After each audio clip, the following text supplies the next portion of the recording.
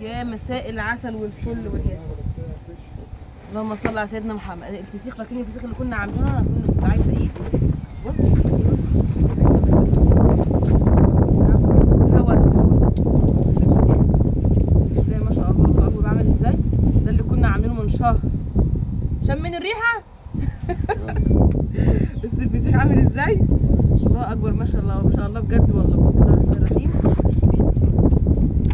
بص الفسيخ عامل ازاي؟ بص الفسيخ صارت بقى الميه بتاعته دي كده على الهادي كده. بص جميل والله العظيم جميل.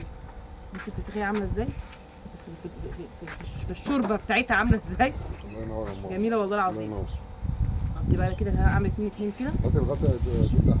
احنا قفلناه ما خليناش فيه تهويه خالص يعني، كتمناه كتمه وجبت لزق وظبطته. والله فين السكينه؟ كان معايا سكينه دلوقتي.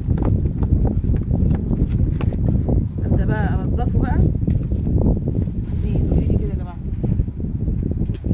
بقى الزيت والليمون بقى، ونقعد بقى ايه نعيش حياتنا بقى. نعيش حياتنا.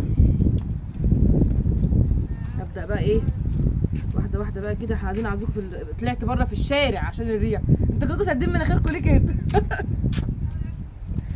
كله سارد مناخيره. ده هو ريحته بس في اكله بقى مش عايزه اقول لكم.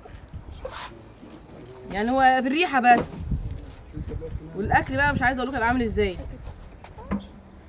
هظبطه لكم تظبيطه بقى تقولوا بقى انا باكل لحمه مش باكل فسيخ.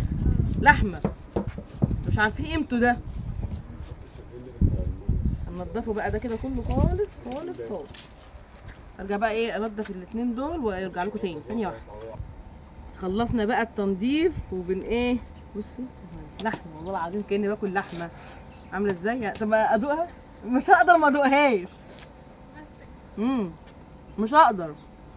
في الطبق ده يا ساره من ده حته فيه السلايه دي. انتوا حاطين بهيت في بيشن دي برضه اهي. بصي اللحمه عامله ازاي والله العظيم حمرا. بصي يا سوسو كده الدبان ده. بصي اللحمه. بصي اللحمه حمرا ازاي. بصي لحمه كانك بتاكل حته نساير كده. بس بقى احط الليمون واوضبه بقى ايه واظبط لكم بقى الدنيا والزيت والتوضيبه بقى بتاعته.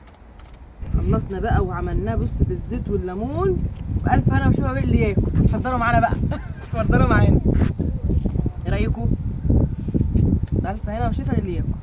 طب ادوق لي حته ما مش هينفع ما ادوقش برضه تاني. جامد والله العظيم جامد. اتفضلوا معانا بقى.